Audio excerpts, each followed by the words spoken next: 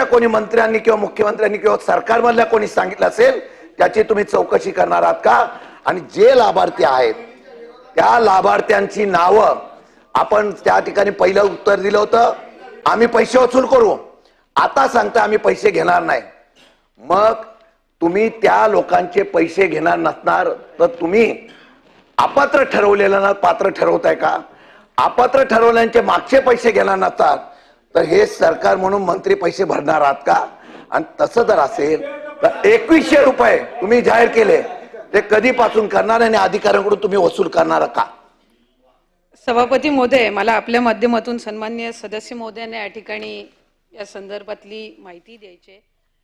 एक तर कधीही शासनाने किंवा कुठलेही मुख्यमंत्री असतील, दोन्ही उपमुख्यमंत्री असतील, मंत्रिमंडळातील विभागाची मंत्री म्हणून मी असेल किंवा मंत्रिमंडळातील इतर मंत्री असतील, कुणीही त्यांच्याकडून परत पैसे घेण्याच्या संदर्भातला आजपर्यंत एकदा सुद्धा किंवा फौजदारी गुन्हे किंवा त्यांच्याकडून परत आपण खात्यातनं पैसे या ठिकाणी निवडणुकीनंतर घेणार अशा पद्धतीची कुठलीही स्टेटमेंट आजपर्यंत आलेली त्या ठिकाणी नाहीये. एक दुसरी महत्त्वाची गोष्ट, आपण ज्या वेळेला हे निकष जाहीर केले त्याच वेळेला आपण सेल्फ डिक्लेरेशन जे आहे, मी पूर्ण उत्तर देते त्याच्यानंतर मला पूर्ण उत्तर घेऊ दे, त्याच्यानंतर पण बसा मंत्री महोदय, उत्तर झाल्यानंतर आपल्याला संधी देतो मी, काय हरकत आहे ऐकून घेतो. आपण विचारलेल्या प्रश्नाचं पूर्ण उत्तर देत आहे, आपण जरा बसून घ्या. चुकीचं असेल तर काढून टाकील, आपण बसा, त्यांना ऐकून घ्या जरा. बसा बसा मंत्री महोदय, माझं जर खाली बसा.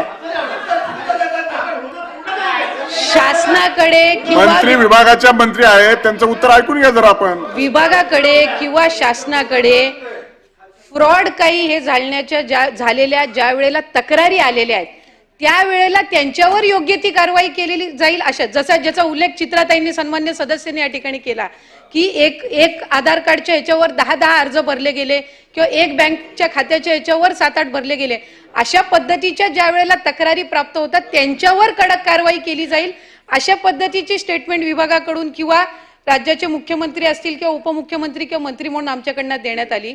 पण निकष जे आहेत ते सुरुवातीला जे होते तेच आता आहेत. सेल्फ डिक्लेरेशन आपण त्या फॉर्म मध्ये ठेवलेलं होतं, त्याच्यामुळे कुठलीही लाभार्थी महिला जी या ठिकाणी अर्ज भरते ती इतर कुठल्याही योजनेचा लाभ घेत नाहीये असं सेल्फ डिक्लेरेशन तिने करणं आहे. हे निकष सुरुवातीपासूनच ते पोर्टलवर किंवा ॲपवर जो फॉर्म उपलब्ध करून दिलेला होता त्याच्यामध्ये त्या ठिकाणी नमूद केलेले होते. या व्यतिरिक्त सन्मान्य सदस्य महोदयांना, सभापती महोदय, आपल्या माध्यमातून मी माहिती देते. ऑगस्ट महिन्यामध्ये जवळपास 2,68,00,000 अर्ज आम्हाला त्या ठिकाणी प्राप्त झाले. त्याच्यातले 2,52,00,000 अर्ज विभागाने त्या ठिकाणी अप्रूव्ह केलेले आहेत. याचा अर्थ असा की स्क्रुटिनी करूनच ते अर्ज त्या ठिकाणी पात्र केलेले आहेत. कुठेही स्क्रुटिनी केल्याशिवाय त्या ठिकाणी ते अर्ज हे त्या ठिकाणी स्वीकारले गेलेले नाहीयेत. एक सप्टेंबर महिन्यामध्ये 2,53,00,000 त्या ठिकाणी अर्ज प्राप्त झाले. त्याच्यापैकी अप्रूव्ड अर्ज हे 2,41,40,00,000 आहेत आणि ऑक्टोबर महिन्यामध्ये 2,63,00,000 अर्ज त्या ठिकाणी प्राप्त झाले. त्यापैकी 2,54,00,000 इतके अर्ज त्या ठिकाणी अप्रूव्ड हे विभागाने केलेले आहेत. मी मगाशी सुद्धा सुरुवातीला माहिती दिली की वेगवेगळे जे विभाग आहेत, संजय गांधी निराधार योजना असेल, नमो शेतकरी असेल, त्याचबरोबर परिवहन विभाग असेल, इतर काही विभाग जे आहेत वेगवेगळ्या योजनांचा लाभ घेणारे, या विभागाचा जो डेटा आहे तो परस्पर कुठलाही विभाग ऍक्सेस करत नसतं. त्याच्यामुळे त्याला यायला हा कालावधी निश्चितपणाने लागत असतो. ऑक्टोबर, नोव्हेंबर, डिसेंबर महिन्यामध्ये आचारसंहितेचा कालावधी होता, त्यावेळेला ही स्क्रुटिनीची प्रक्रिया ही संपूर्णपणाने बंद होती. त्याच्यामुळे आत्ता जशा जानेवारी महिन्यापासून आम्ही ही प्रक्रिया किंवा त्या संबंधित विभागाकडून हा डेटा प्राप्त व्हायला सुरुवात झालेली आहे. त्या पद्धतीनं त्या संदर्भातली कारवाई ही केली जात आहे.